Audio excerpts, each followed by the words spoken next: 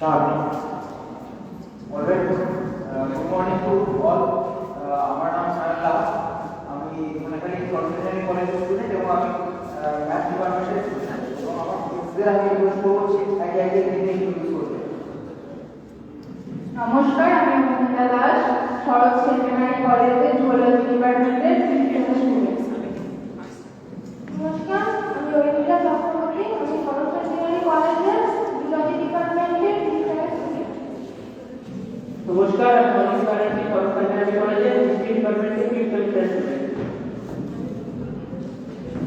নমস্কার, আমি প্রিয়া Sau, English department থেকে ফার্স্ট ইয়ারের স্টুডেন্ট।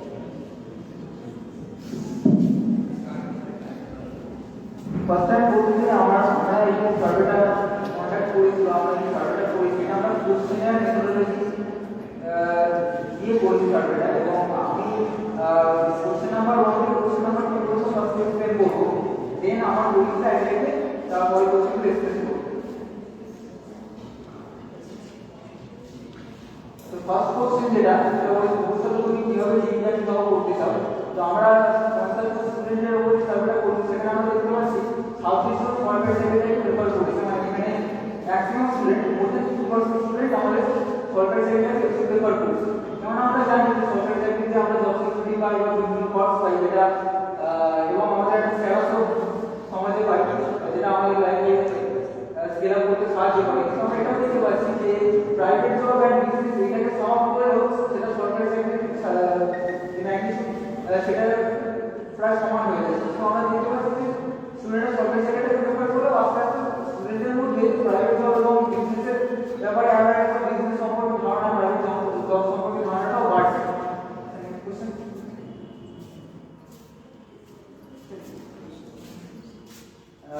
কোশ্চেন নাম্বার 2 বলছে তুমি কোন পর্যায়ে কর্মক্ষেত্রে প্রবেশ করতে চাও। এখানে আমরা দেখতে পাচ্ছি যে 50 স্টুডেন্টের মধ্যে 21 জন স্টুডেন্ট যারা গ্র্যাজুয়েশনের পর কর্মক্ষেত্রে প্রবেশ করতে চায়, যারা গ্র্যাজুয়েশনের পর অনেক পরীক্ষার ক্ষেত্রে বা অনেক জবের ক্ষেত্রে সেখানে স্কেল আপ করা বা প্রমোশন পাওয়া সেটা আরো বেশি হয়ে যাবে, আমরা আরো বেশি মাইনে দিতে পারি প্রমোশনের মাধ্যমে।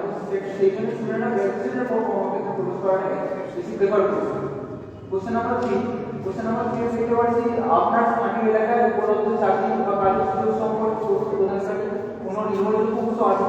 এবার যেহেতু আমরা শহরতলি বা গ্রাম থেকে বিলং করি, তাই শহর বা গ্রামের দিকে চাকরির ব্যাপারে তথ্য প্রদানকারী কোনো সংস্থা বা এই ধরনের ইনস্টিটিউশন আমাদের সেইভাবে নেই।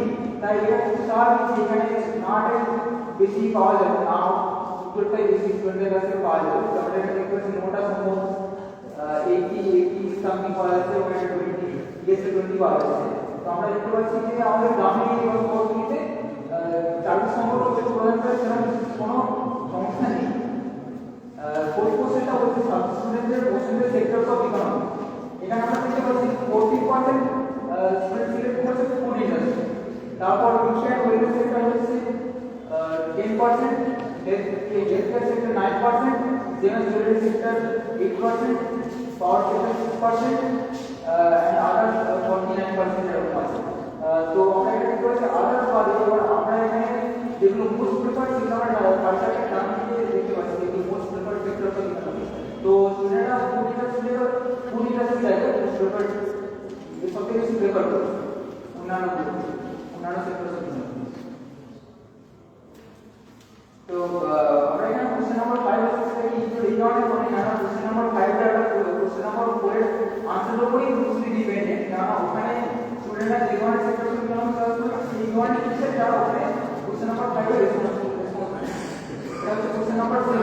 আপনার কি এমন কোনো নির্ভরযোগ্য তথ্যের কিছু জানা আছে যেখানে দেশের ভূমিকা সম্পর্কে বিস্তারিত বলা আছে? সেখানে আমরা দেখতে পাচ্ছি না রেসপন্সে লিস্ট করা আছে। তো এটা কোশ্চেন নাম্বার 3 টাইপের কোশ্চেন নাম্বার 3 এর ডেটা এনালিসিসের সাপোর্ট করছে, মানে তথ্য প্রদানকারী নির্দিষ্ট আমাদের শহরগুলিতে সেইভাবে নেই। কোশ্চেন নাম্বার 8 আপনার কি মনে হয় যে আপনার পছন্দের কাজটি করার জন্য নিজের পর্যাপ্ত যোগ্যতা আছে? এখানেও ইয়েসটা কম এবং নোটা বেশি। ম্যাক্সিমাম স্টুডেন্ট বলছে না, আমাদের এখনো যেহেতু আমরা গ্র্যাজুয়েশন করছি আমাদের ড্রিম জব বা তার কাজটা করতে সেই সম্পর্কে বিশেষ সেরকম এক্সপিরিয়েন্স নেই বা স্কিল নেই।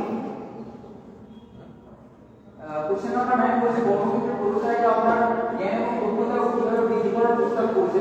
এখানে দেখতে পাচ্ছি 50 জন স্টুডেন্টের মধ্যে 31 জন স্টুডেন্ট এসব কাজের জায়গায় হাতে কলমে প্রশিক্ষণ এটাই বেশি প্রেফার করেছে।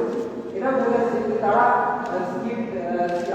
স্কিল ডেভেলপ করে তারপর তারা কর্মক্ষেত্রে প্রবেশ করতে চাইছে। এখন যেহেতু এটা একটা কথা হয়ে গেছে যে মার্কস ম্যাটার করে স্কিলটা বেশি ম্যাটার করে, তাই তারাও এটাই মনে করে যে আগে স্কিলটা বেশি ডেভেলপ করা হবে।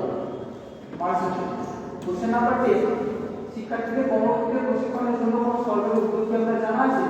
এখানেও ইয়েস কমিউনিকেশন 24% এন্ড এবং 76%। তো এই ক্ষেত্রে আমরা দেখতে পাচ্ছি question number 3 and question number 7 এটাকে এটা রেসপন্স তো কোশ্চেন নাম্বার 10টা সাপোর্ট করছে। কোশ্চেন নাম্বার 10 এর রেসপন্সটা কর্মক্ষেত্রে প্রশিক্ষণের জন্য কোনো সরকারি উদ্যোগ সেইভাবে স্টুডেন্টদের জানা নেই, স্টুডেন্টদের এই ব্যাপারে অ্যাওয়ারনেস খুব কম, এটা আমরা দেখতে পাচ্ছি।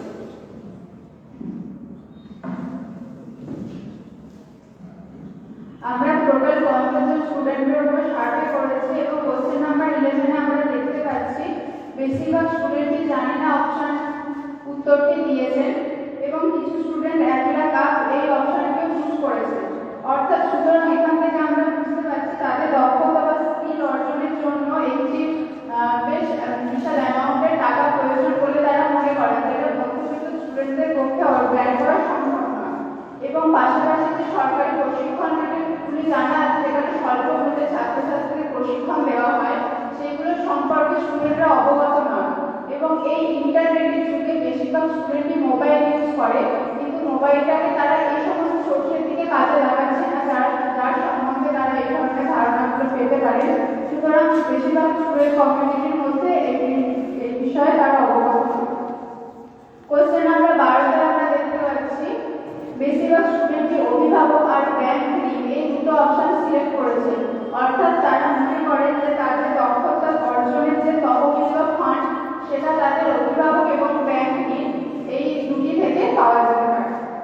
কোশ্চেন নাম্বার 13 আমরা দেখতে পাচ্ছি যে তাদের দক্ষতা ঋণ সম্পর্কে তারা কোনো রকম রেসপন্স তারা যেটা দিয়েছে তারা না অ্যান্সারটা বেশি প্রেফার করেছে, কারণ তারা এই বিষয়ে সেরকমভাবে অবগত নয়। কোশ্চেন নাম্বার 14 আমরা দেখতে পাচ্ছি এখানেও সেমভাবে বেশিরভাগ স্টুডেন্টই না উত্তরটি দিয়েছেন, কারণ স্কিল ইউনিভার্সিটি অর্থাৎ যেটা মাধ্যমে হাতে কলমে কাজ, ট্রেনিং, টেকনিক্যাল স্কিল ইত্যাদি শেখানো হয় সেই বিষয়ে স্টুডেন্ট কমিউনিটির মধ্যে যথেষ্ট ধারণা নেই। কোশ্চেন নাম্বার 15 আমরা দেখতে পাচ্ছি এখানে উৎকর্ষ বাংলা সম্পর্কে স্টুডেন্টদের ধারণা থাকলেও বাকি স্কিলগুলো সম্পর্কে তাদের সেভাবে কোনো ধারণা নেই। কোশ্চেন নাম্বার 16 আমরা দেখতে পাচ্ছি আপনার মতে নিম্নলিখিত কোন কোন তথ্য শিক্ষার্থীদের কাছে সঠিক ক্যারিয়ার পরিকল্পনার জন্য সহজে উপলব্ধ হওয়া উচিত। এখানেও বেশিরভাগ স্টুডেন্টই করে সবগুলি অর্থাৎ স্থানীয় জেলা, রাজ্য, জাতীয় পর্যায়ে অদ্ভুত ভবিষ্যতে চাকরি প্রাপ্যতা ধরন ইত্যাদি যে অপশনগুলো আছে এই সবকটি সিলেক্ট করেছেন, কারণ তাদের মনে হয় এই সবকটি উত্তরই তাদের অপশনে তাদের ক্যারিয়ার পরিকল্পনার জন্য সঠিক। কোশ্চেন নাম্বার 17 আমরা দেখতে পাচ্ছি স্বামী বিবেকানন্দ মেডিকাম স্কলারশিপ সাধারণত একাদশ, দ্বাদশ, আন্ডার গ্র্যাজুয়েট ও পোস্ট গ্র্যাজুয়েট শ্রেণী অর্থাৎ অপশন বি তারা এই উত্তরটি দিয়েছেন, কারণ তারা মনে করেন যে স্বামী বিবেকানন্দ স্কলারশিপ যেটা সেটা সাধারণত একাদশ থেকে পোস্ট গ্র্যাজুয়েট স্তর পর্যন্ত বিভিন্ন স্তরের ছাত্রছাত্রীরা পেয়ে থাকে। সুতরাং তারা এই বিষয়ে অবগত। কোশ্চেন নাম্বার 18 আমরা দেখতে পাচ্ছি স্বামী বিবেকানন্দ মেধা ও আয়োজিত প্রকল্প সম্পর্কে নিচের কোনটি সঠিক। এখানে বেশিরভাগ ছাত্রছাত্রী সেই উত্তরটি দিয়েছেন, অর্থাৎ এটি মেধাবী কিন্তু আর্থিকভাবে দুর্বল ছাত্রছাত্রীদের জন্য আর্থিক সাহায্য কর্মসূচি, যেটা একদমই সঠিক। এরপর আমি আমার পরবর্তী ক্লাসমেট ঐন্দ্রা চক্রবর্তী কিছু কোশ্চেন আলোচনা করার জন্য।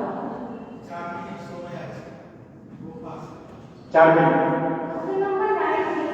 আন্ডারগ্রেজুয়েট কোর্সে পাঠরত ছাত্রছাত্রীদের জন্য এসপিএসসিএর প্রকল্প সম্বন্ধে নিচের কোনটি সঠিক। এক্ষেত্রে আমরা দেখতে পাচ্ছি সি অপশনটি বেশিজন সিলেক্ট করেছে, অর্থাৎ তারা এই ব্যাপারে জানে বলে আমরা ধরে নিতে পারি বা তারা বেশিটা পেয়ে থাকি। কোশ্চেন নাম্বার 20 স্বামী বিবেকানন্দ মেধা আয়োজিত একটি প্রকল্প থেকে নিচের কোন তথ্য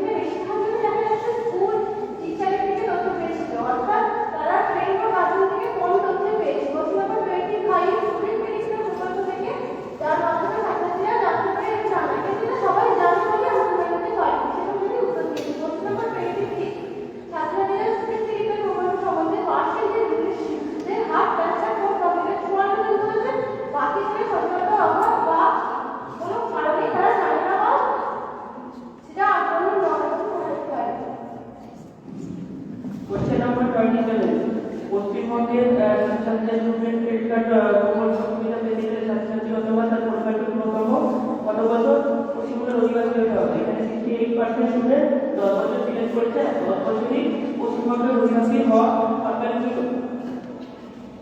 পশ্চিমবঙ্গের ছাত্রছাত্রী ক্রেডিট কার্ড 28 নাম্বার কোশ্চেন প্রকল্প সম্পর্কে তুমি কোন সময় জানতে পারো? এখানে 81 জন স্টুডেন্ট 18 বছর ভর্তি হওয়ার পর এই সম্পর্কে জানতে পেরেছে। 29 পশ্চিমবঙ্গের ছাত্রছাত্রীদের স্টুডেন্ট ক্রেডিট কার্ড প্রকল্প তুমি প্রথম কার্ড থেকে তথ্য পেয়েছে। এখানে 68% স্টুডেন্ট স্কুল বা কলেজের কর্তৃপক্ষ থেকে জানতে পেরেছে। কোশ্চেন নাম্বার 30 এ পশ্চিমবঙ্গের ছাত্রছাত্রীদের স্টুডেন্ট ক্রেডিট কার্ড প্রকল্পে তোমার পরিচিত কেউ নিয়ে পড়াশোনা করছে? এখানে 10 জন নিয়ে পড়াশোনা করছে এবং 40 জন নাম বলেছে।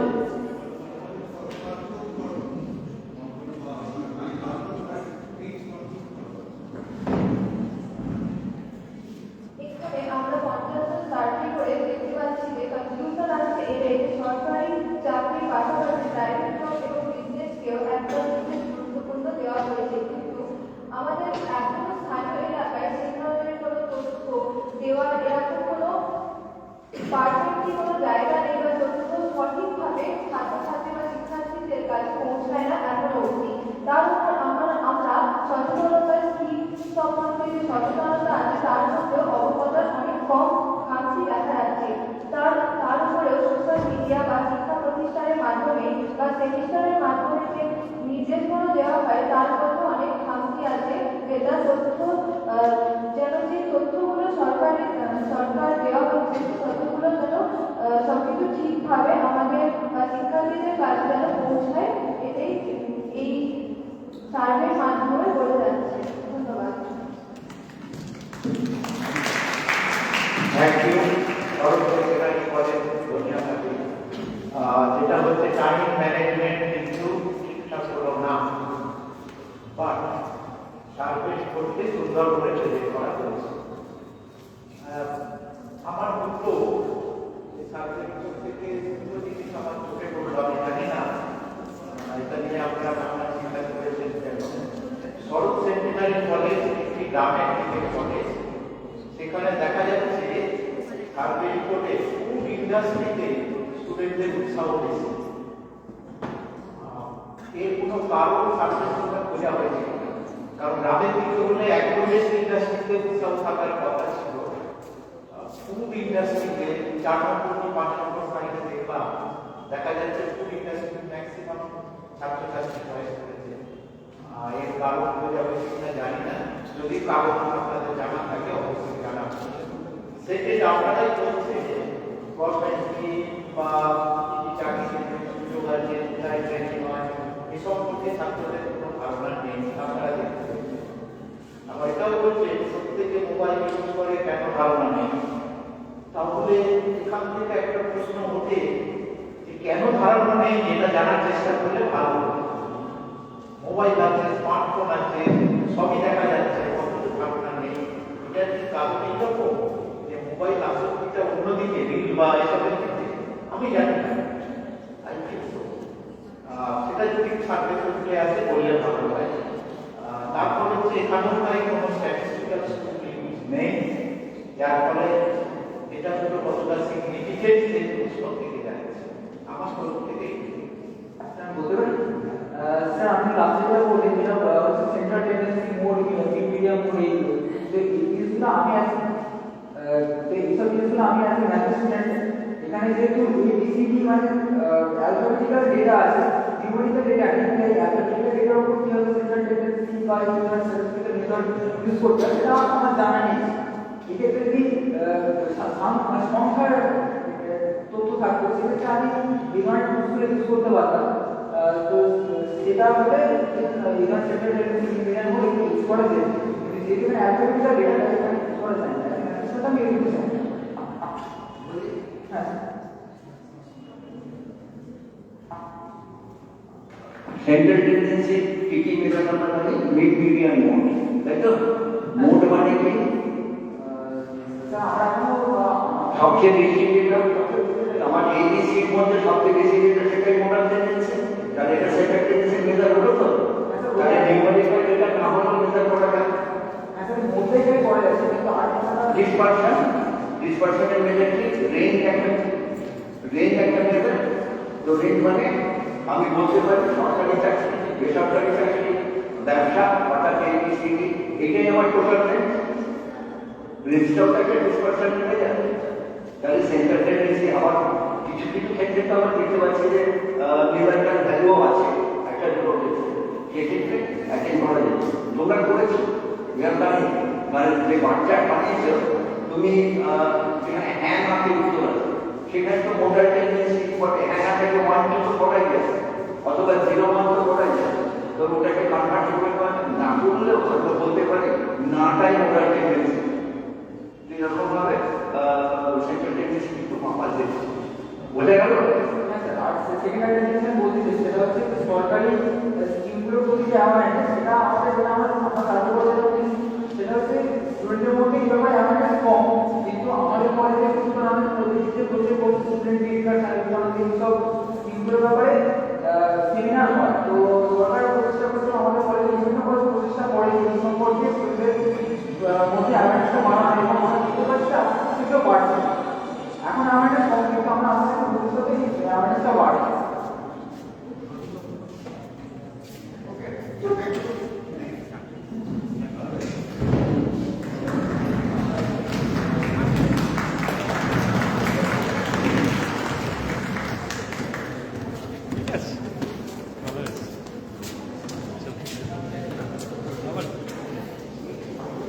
খলিশানি কলেজ